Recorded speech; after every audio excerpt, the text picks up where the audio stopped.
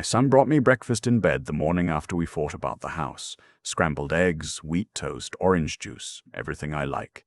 He set the tray on my nightstand and smiled, and I thought maybe things would be okay.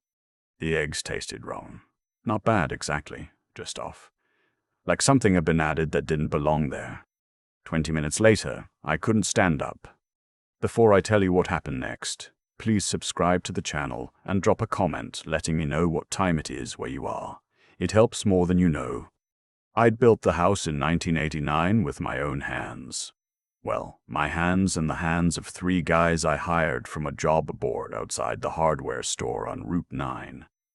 I was 34, working as a civil engineer for the county, and I'd saved for 7 years to buy that half-acre lot in Westfield, New Jersey, poured the foundation in October, framed it through a cold November.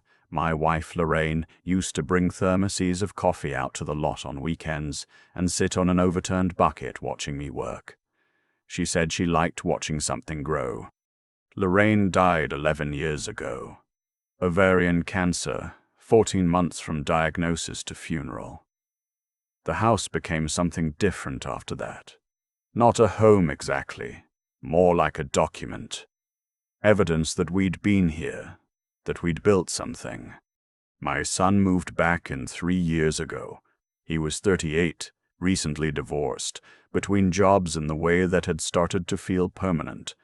I told him he could stay as long as he needed. His wife, his second wife, Melissa, moved in 4 months later. I didn't say no. She had a daughter from her first marriage, a 9-year-old named Lily who left crayon drawings on the refrigerator and called me Grandpa Ray without being asked.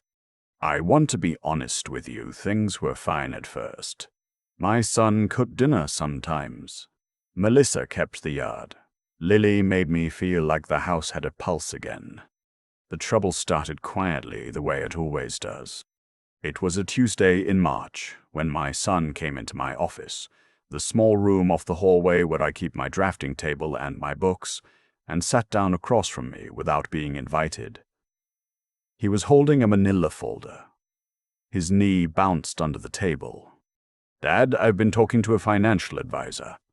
I took off my reading glasses. "What kind of financial advisor?" "His name's Gordon. He works with families in our situation." I waited. The words "our situation" had a particular weight to them. He opened the folder and turned it toward me. There were numbers, projections, language about equity release and intergenerational asset planning. I read the top page twice. The summary suggested I take out a reverse mortgage on the house and use the proceeds to fund the business venture he and Melissa were planning. Some kind of online retail operation they'd been developing. "The house is worth $680,000, he said. "You're sitting on all that equity doing nothing with it. Gordon says we could pull out $300,000 more if we—" No. He kept talking. I kept looking at him. He'd inherited Lorraine's eyes, that particular gray-green that shifts with the light. And sometimes when he spoke, I caught a glimpse of her in him, and it always set me slightly off balance. "Dad, we've been here 3 years. We've put work into this place. The roof, the gutters. I paid for the roof. We helped coordinate it. You made 2 phone calls." His jaw tightened. "We're family. We're not tenants." "Then don't talk to me about equity release like a tenant looking for leverage." Melissa appeared in the doorway. She'd been nearby, listening. Her expression was arranged carefully, concern layered over something harder underneath. Raymond. She always used my full name when she wanted to sound reasonable. "We're not trying to take anything from you. We just want to build something. For Lily's future. For all of us. Lily's future is not my responsibility to fund through my mortgage." The silence that followed had a texture to it. My son closed the folder slowly. Melissa's expression shifted almost imperceptibly, not anger exactly, but a door closing. "You've always been this way," my son said. "Mom used to say it too, that you hold on too tight." I stood up. My chair scraped the floor. Your mother built this house with me.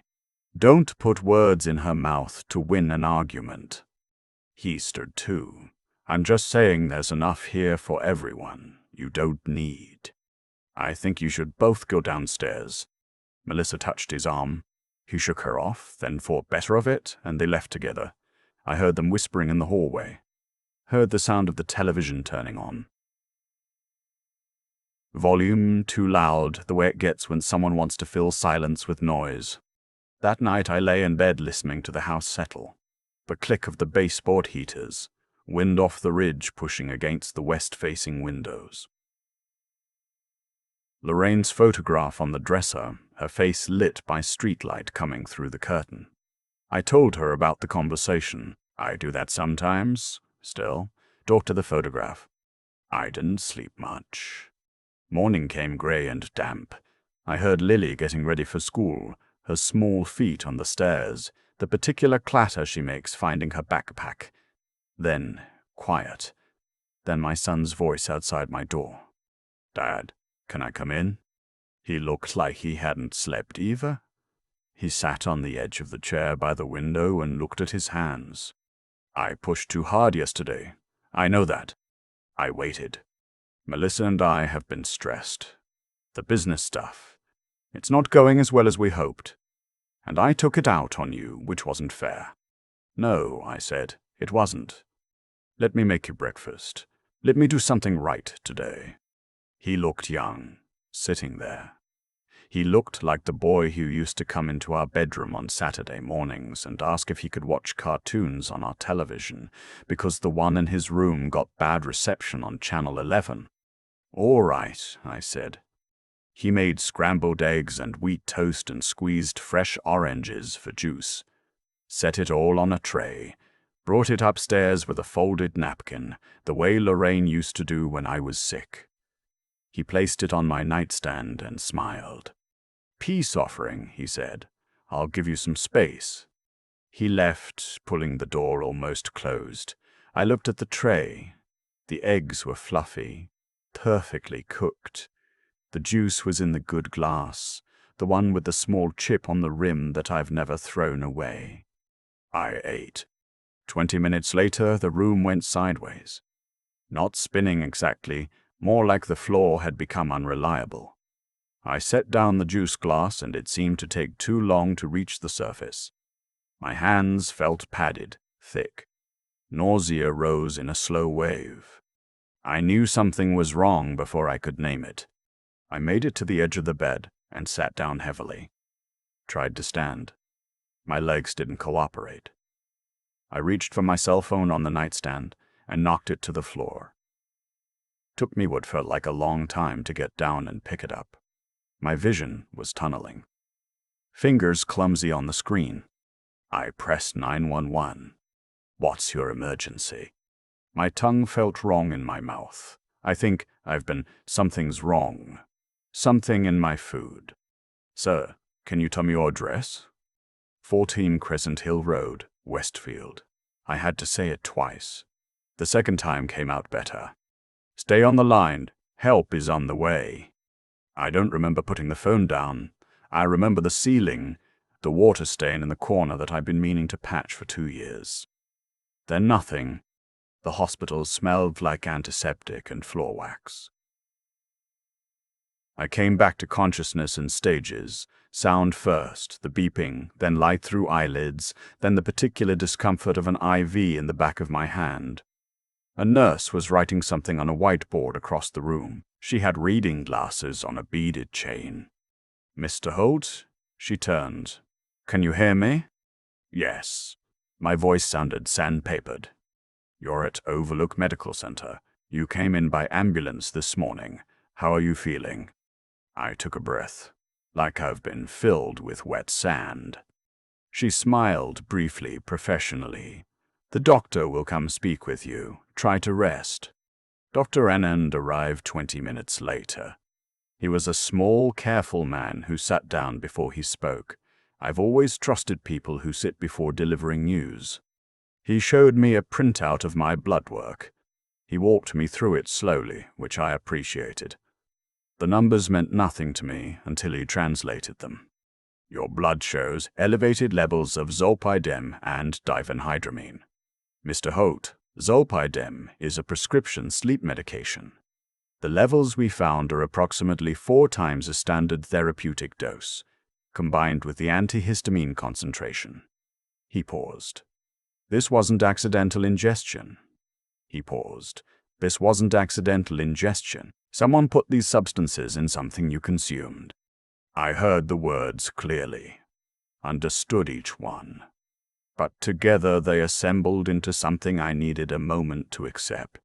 The eggs, I said. He looked at me. You knew. No, but I knew something was wrong with the eggs. Dr. Raymond leaned forward slightly. Mr. Holt, hospital protocol requires us to report suspected poisoning to law enforcement. Do you know who might have had access to your food this morning?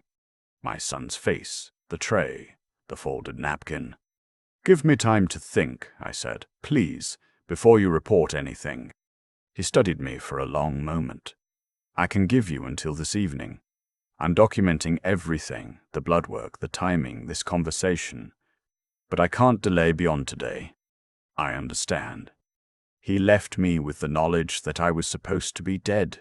4 times the therapeutic dose in a 63-year-old man with blood pressure issues. Dr. Anand hadn't said it plainly, but the math was clear. My son had tried to kill me. The anger came, but not the way I expected. Not hot. Cold. Clarifying, like fever breaking. I lay there and I thought about the folder with Gordon's projections. The reverse mortgage numbers. The 3 years they'd lived in my house, in the Rains house, waiting for something. I thought about Melissa in the doorway, the door closing behind her eyes. They hadn't tried to hurt me because they hated me. That would have been easier to hold. They tried to hurt me because I was between them and something they wanted more than they wanted me alive. That particular understanding doesn't get easier the longer you sit with it. My son arrived at the hospital that afternoon. He came into my room ahead of Melissa, his face arranged in grief and terror. He grabbed my hand. Dad, God, Dad, I came as soon as they called. Are you okay? What happened? I let my hand lie loose in his grip. I let my voice go soft and confused. I'm not sure. Something with my heart, maybe. They're still running tests. Melissa stood in the doorway. The same posture as yesterday. The same careful expression. Raymond, what did the doctors say? Did they give you anything? Did they mention your medication? They're still figuring it out. I washed her face. Something I ate, maybe. Something moved across her expression when I said those words. So small you'd miss it if you weren't looking for it. Her fingers tightened once on her purse strap. My son squeezed my hand. We were so scared, we thought. His voice cracked. A good performance. Better than I'd expected. I'm just tired, I said. I need rest. They stayed 40 minutes. My son told me not to worry about anything at home. Melissa said she'd make sure someone watered my tomato plants in the back. When they left, I sat up straighter immediately. I pulled out my phone and started making notes. That night, I didn't sleep. I searched for estate attorneys in New Jersey, reading every review. I needed someone who specialized in probate challenges and elder law, someone who'd seen this before and had scar tissue from it.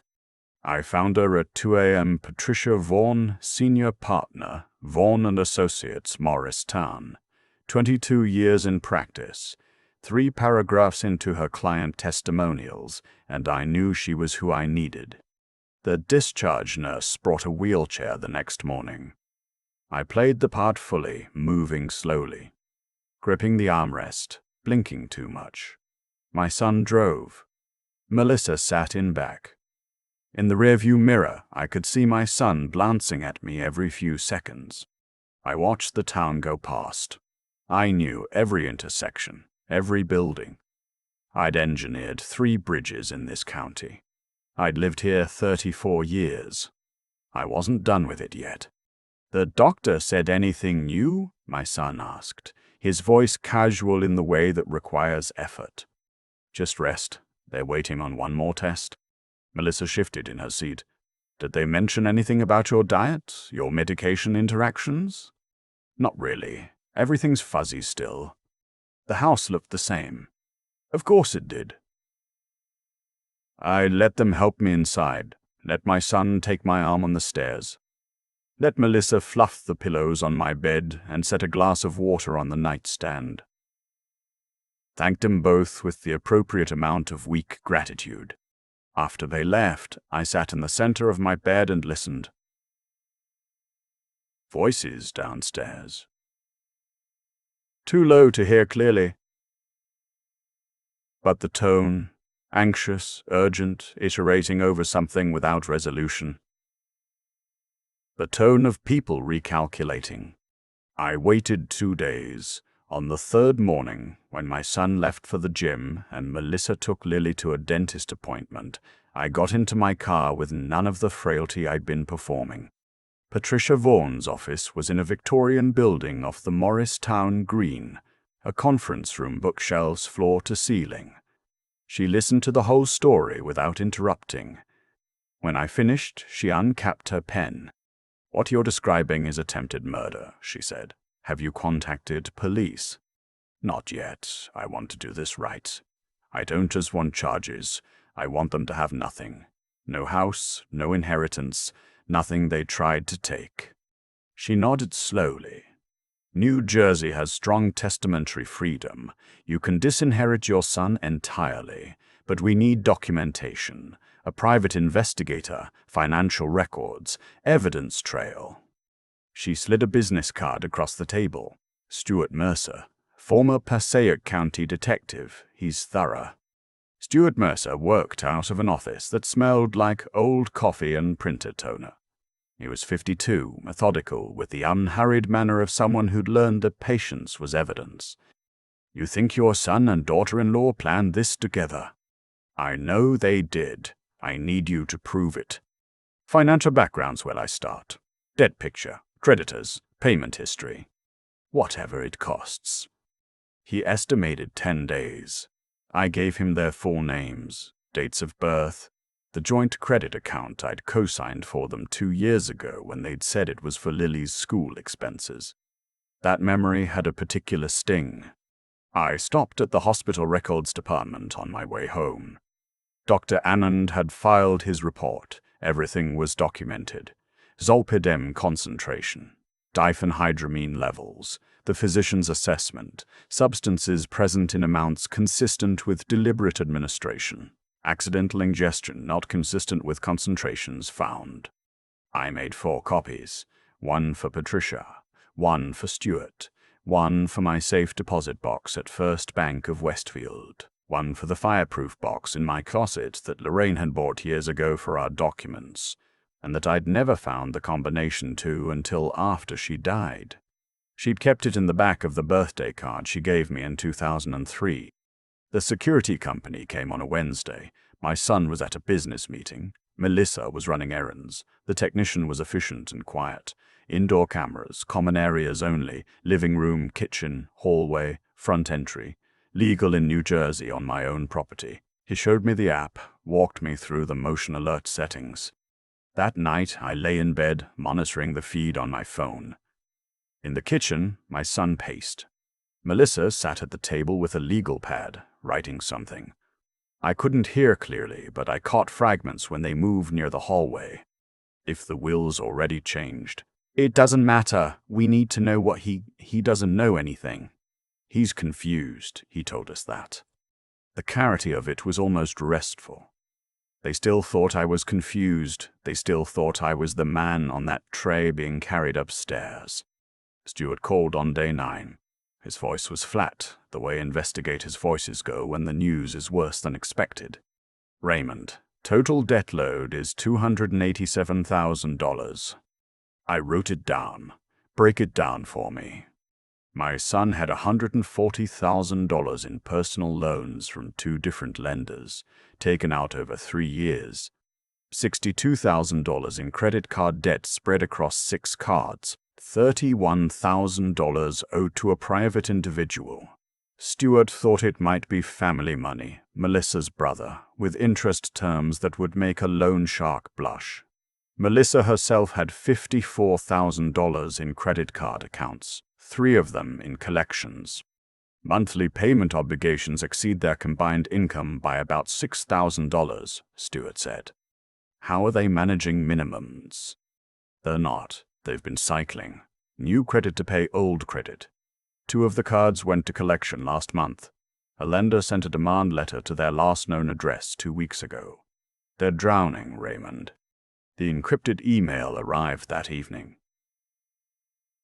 I spread the documents across my desk. The numbers built a picture I recognized. Not from my own life, but from the lives of people I'd watched over the years. The slow-motion collapse of people who'd borrowed against a future that never arrived, and then looked around for something to sell. They'd looked at me and seen $680,000 in equity, a 63-year-old with blood pressure issues and no other children. In their calculation, nature would take its course eventually. They'd just tried to move the timeline. I felt nothing hot about it. Just a cold, settled clarity, a problem with a solution. I changed my will on a Thursday morning. Patricia's conference room again. 2 professional witnesses, a notary, Patricia's office camera running. I, Raymond Holt, being of sound mind and body, do hereby revoke all previous wills and codicils, my estate, including my residence at 14 Crescent Hill Road, Westfield, New Jersey, and all financial assets, I leave to the Lorraine Holt Memorial Fund at Westfield Community Foundation to be used for arts education programs in Union County public schools. I specifically and intentionally make no provision for my son, with reasons detailed in the attached memorandum. The memorandum was 4 pages. The argument, the breakfast tray, the hospitalization, the toxicology report. My belief, supported by documented evidence, that my son and his wife had deliberately poisoned me for financial gain.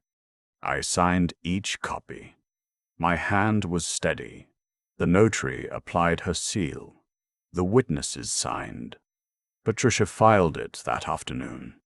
2 days later, I came home from a fabricated doctor's appointment with a folder of papers that included, prominently, positioned so the law firm letterhead was visible, the corner of the new will. I left it on the kitchen counter under the mail, went upstairs, waited. My son came home first. Through the camera feed, I watched him come in, open the refrigerator, close it, see the folder. His hand stopped over the law firm's name. He picked it up, stood very still reading. He called Melissa before he'd finished the first page. She was there in 11 minutes. Through the feed, I watched them read together, watched Melissa's face go through several things quickly, watched my son set the folder down with the careful deliberateness of someone trying not to throw it. The knock on my bedroom door came 20 minutes later. My son stood in the doorway. He'd composed himself into something that looked like reason, but the seams were showing. "Dad, we need to talk about something we found." "The will?" I said. "I assumed you'd find it." He stepped in. "There must be some misunderstanding. This can't be what you actually want." "It's exactly what I want. Properly executed, filed, witnessed, notarized.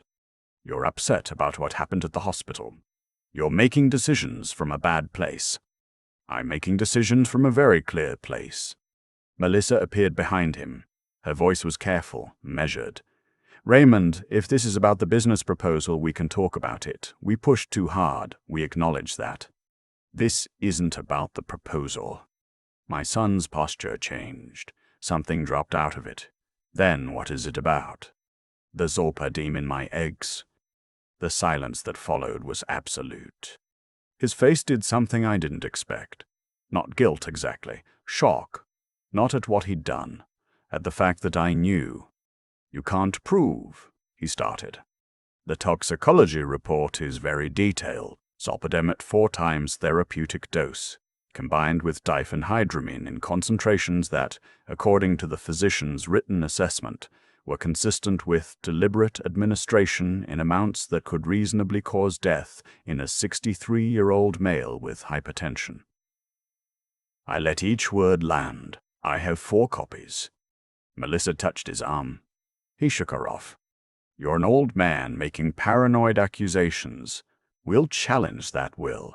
We'll get a doctor to say you weren't competent when you signed it. Try. We'll tell everyone. The neighbors, your colleagues. Tell them whatever you like. I met his eyes. I have documentation you don't know about yet. He stepped forward. You're throwing away your own son over a hospital test. I nearly died on a hospital table over $680,000.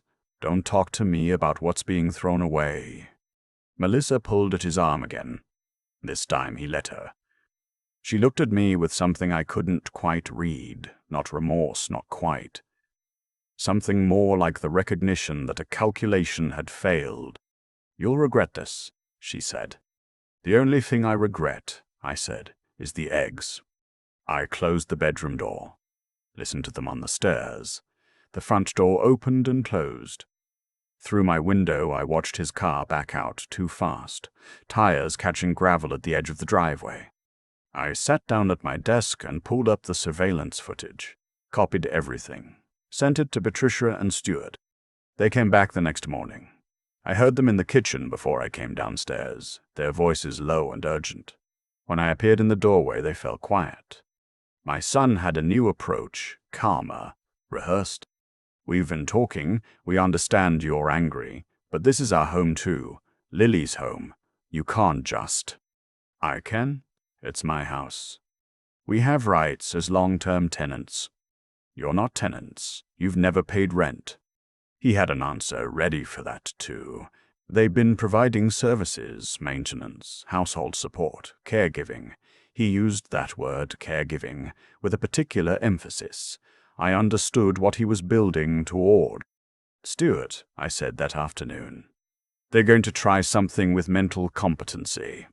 What makes you say that? The way he said caregiving. He's establishing a narrative. The confused elderly man who needs supervision. If they can have me declared incompetent, they can challenge the will. Stuart was quiet for a moment. Get ahead of it. Comprehensive neuropsychological evaluation, voluntarily before they can move.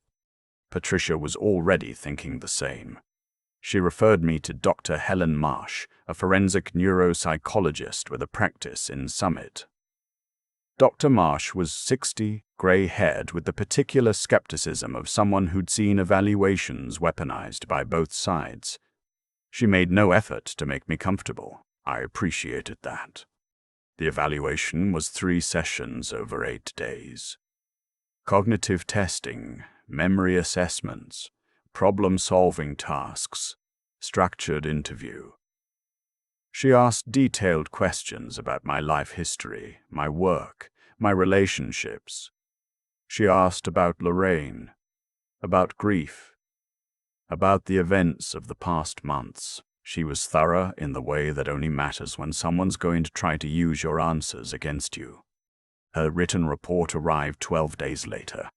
Mr. Raymond Holt demonstrates fully intact cognitive functioning, superior executive reasoning, and no evidence of dementia, delirium, or any condition affecting his capacity for legal or financial decision-making. His concerns regarding family members' intent appear consistent with documented events rather than paranoid ideation.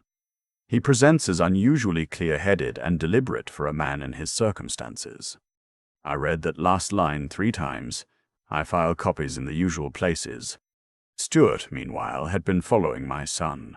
On a Tuesday afternoon, my son visited a man named Dr. Peter Kimball, a psychiatrist in Livingston with a history Stuart had unearthed that included a medical board complaint 3 years prior, resolved with a letter of reprimand, for providing documentation to support a family's attempt to have an elderly parent declared incompetent in a guardianship proceeding. He was a hired diagnosis. My son had found his version of Gordon the financial advisor. Stuart set up surveillance outside Kimball's office. He had photographs of my son entering. On Thursday, he called me. They met again. Longer this time. I got audio from the parking lot through my vehicle equipment. What did you hear? Your son wants a written assessment claiming moderate cognitive decline and impaired judgment. Kimball's price is $4,500, includes testimony if it goes to court. I sat with that for a moment. Can we use it?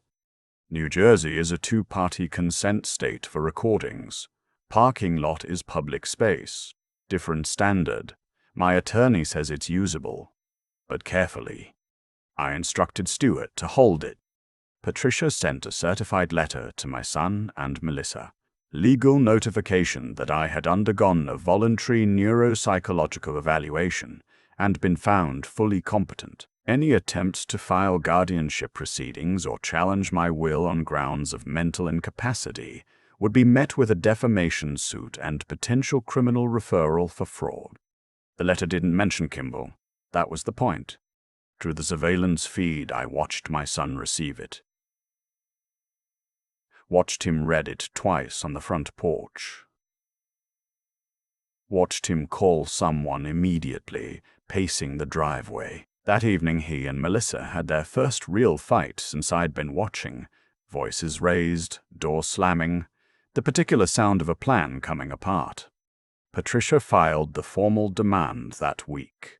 Notice to quit or pay market rate rent, $2,400 per month for the property. First month plus deposit required within 14 days. Delivered by certified mail, signed receipt. The court date was 3 weeks later. Union County Civil Court, Elizabethtown. My son and Melissa came with an attorney, young, earnest, arguing that this was a family matter dressed up in landlord-tenant clothing. The judge was a compact woman in her mid-50s who had the manner of someone who'd heard every version of every argument. She asked my son's attorney 2 questions. Did her clients have a written lease? No. Had I ever accepted rent payments? No. She signed the order in the time it took me to pour a cup of water from the pitcher on the plaintiff's table. My son was on the courthouse steps when I came out. You're throwing Lily out too, he said. She's 9 years old. You brought Lily into this situation.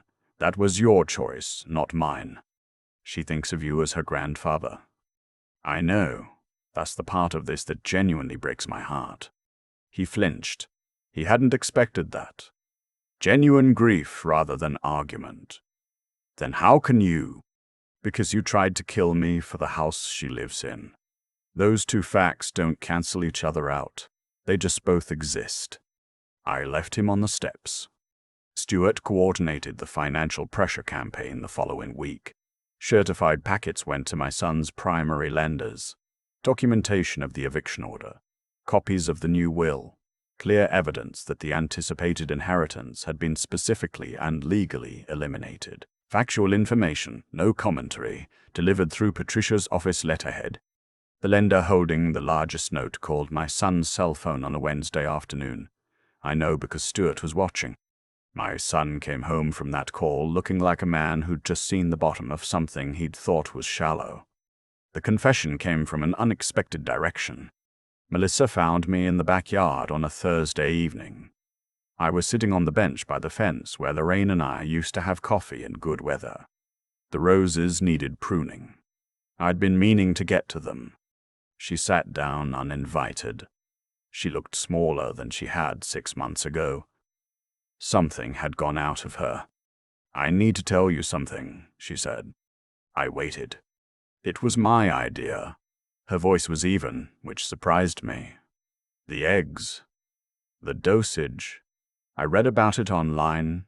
I told him it would just look like a medical episode, that at your age, with your blood pressure. She stopped. I need you to know that I knew exactly what I was doing. He went along with it, but it was my idea. I looked at the roses. Why are you telling me this? Because he's been letting me believe that if everything falls apart, I'm the one who goes down for it. He's been building a story where he didn't know. where I acted alone. Her jaw tightened. I'm not going down alone. My phone was in my shirt pocket, recording. New Jersey two-party consent doesn't apply to conversations you're a participant in. Thank you, I said, for being honest. She looked at me with something that might have been, under completely different circumstances, respect. Then she went inside. I sat by the roses for another 20 minutes. Then I called Patricia. On the last day before the eviction deadline, I watched from my bedroom window as my son loaded his truck. He slammed boxes. He moved with the particular violence of someone who has nothing left to do but be angry. Melissa made 2 trips with laundry bags. Lily carried her backpack and a stuffed rabbit and didn't look up at my window. That part I didn't watch for very long. 2 weeks later, Patricia and Stuart and I walked into the Essex County Prosecutor's office in Newark with 3 boxes of organized evidence. The assistant prosecutor was a woman named Janet Cho, 41, with a reputation in elder financial abuse cases. She opened the medical folder first. She read Dr. Annan's report, read the toxicology numbers, read his assessment, set it down and looked at me over the top of it. Mr. Holt, this is attempted murder. Yes. She moved through the folders methodically. Surveillance footage, the financial intelligence, Melissa's recorded confession, the documentation of the Kimball arrangement, Patricia's legal filings. When she finished, she was quiet for a moment. Your son and his wife are currently residing where? I don't know. They left 2 weeks ago. She called a detective into the room. They spoke briefly. He left. She looked back at me. We'll have arrest warrants within 72 hours. They found them at her budget motel off Route 22 in Union. I know because Janet Cho called me at 8:40 in the morning 11 days later. Raymond, your son and Melissa have been taken into custody. They've been charged with attempted murder, conspiracy to commit murder, and conspiracy to commit fraud. They're being processed now. I thanked her. I hung up. I sat at my kitchen table and drank the coffee I'd made for myself and looked out the window at the garden where the roses still needed pruning. I didn't feel triumphant. I felt the way you feel after a very long drive. Something between relief and exhaustion, with the particular soreness of having been tense for a long time. The trial was 4 months later, Union County Superior Court.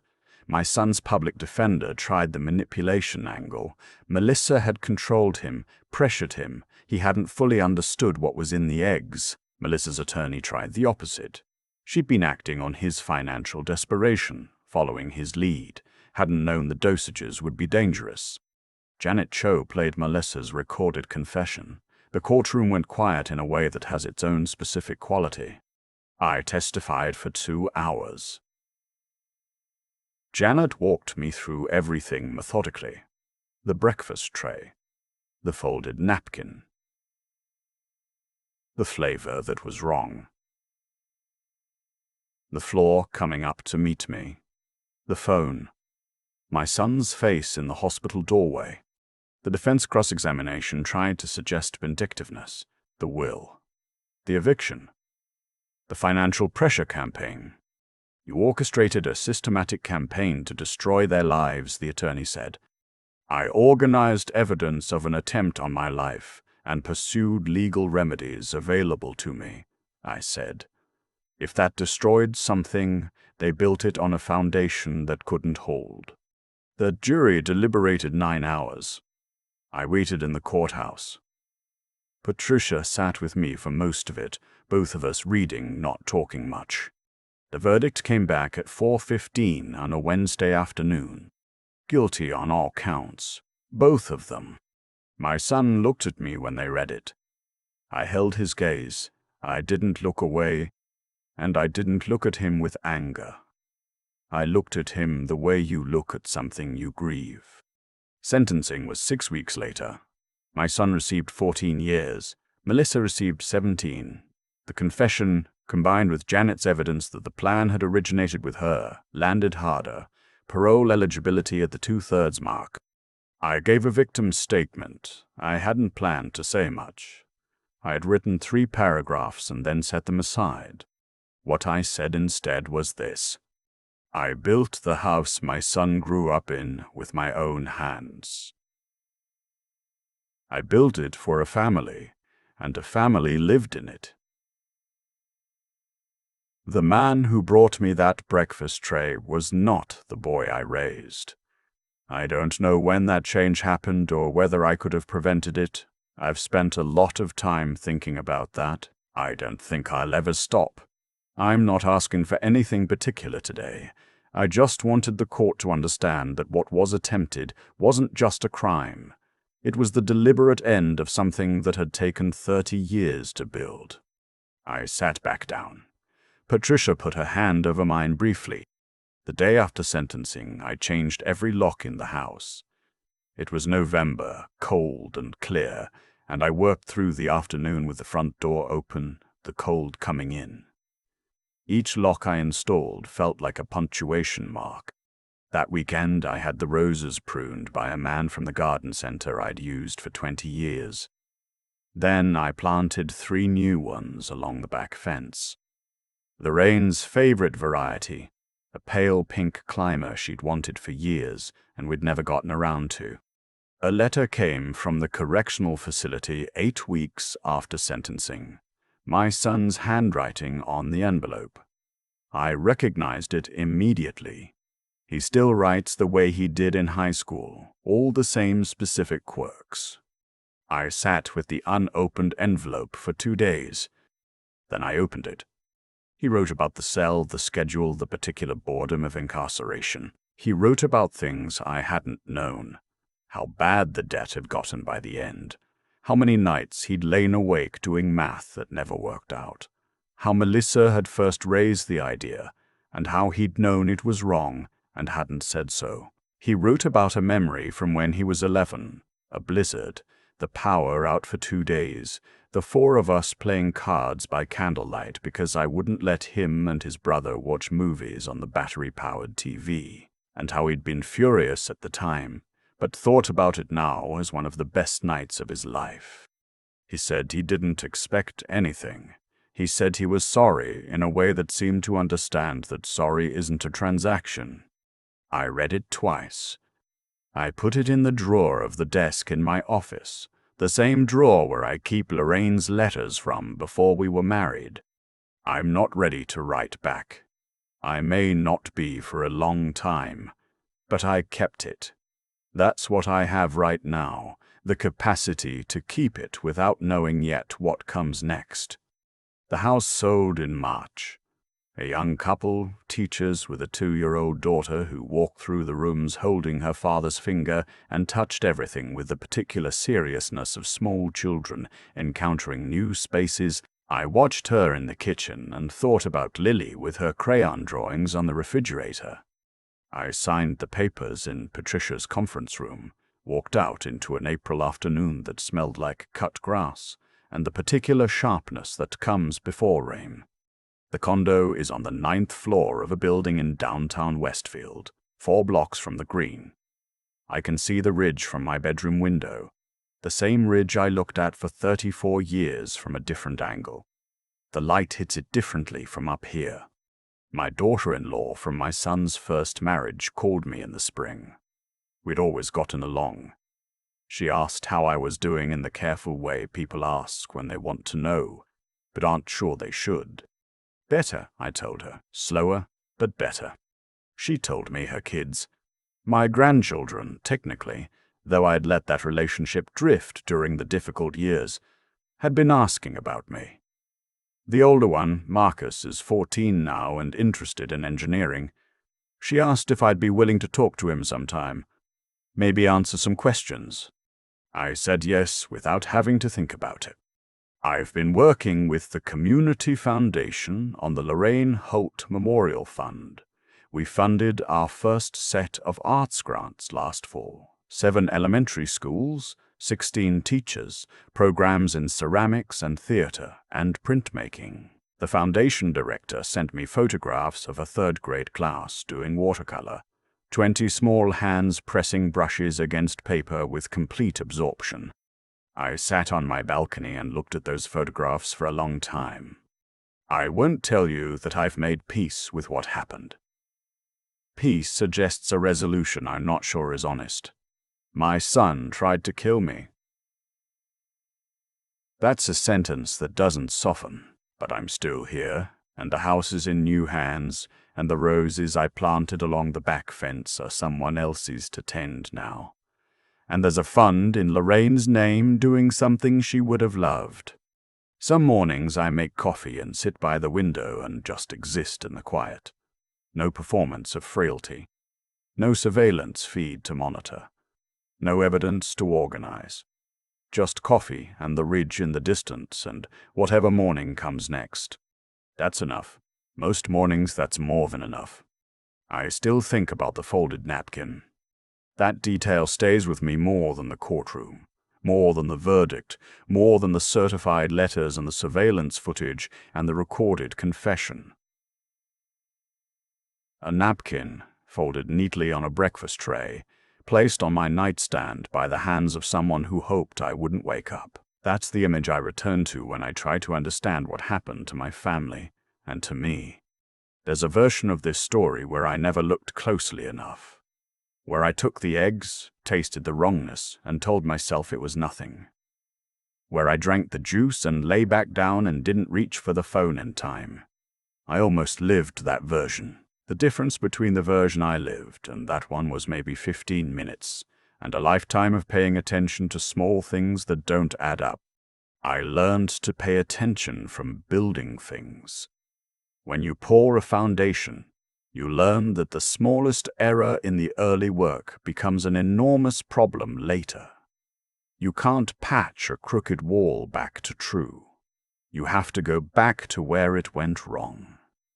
I spent 40 years knowing that, and then I had to apply it to the hardest thing I've ever had to look at clearly. The fact that my own son had made a calculation in which I was a number, not a person.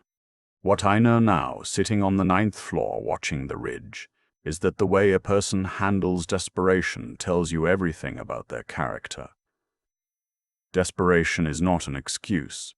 It is a test. My son and Melissa faced crushing debt, real fear, real pressure, and they chose to answer it by trying to end my life. That choice came from somewhere. It came from years of avoiding accountability, of treating other people's resources as problems to be solved rather than trust to be honored. That's not something that happens overnight. It accumulates quietly until the moment it doesn't. I think about what it takes to survive something like this, not just physically, but intact. You have to be honest with yourself when it's the hardest thing you've ever done. You have to keep thinking clearly when every part of you wants to collapse into grief. And then you have to keep going, not for revenge, not for the satisfaction of watching someone lose, but because the alternative is letting what they tried to do to you actually finish the job. What saved me wasn't luck, though luck was part of it. What saved me was that I'd spent 63 years trying to be someone who does the right thing, even when it's expensive. Who builds what he says he'll build? Who doesn't pretend a crooked wall is straight because it's easier than fixing it? That kind of consistency, the quiet, unglamorous kind, turns out to matter when things go badly wrong. It gives you something to stand on. I'm not the same man I was before that morning. I don't think I'll ever be, but I'm still here, and the Lorraine Holt Memorial Fund is doing something she would have loved, and a 14-year-old named Marcus has started emailing me questions about structural engineering that I find I'm genuinely glad to answer. The napkin was folded. The eggs were wrong. I reached for the phone. That's the whole story, really. You pay attention. You keep going. You build something that lasts.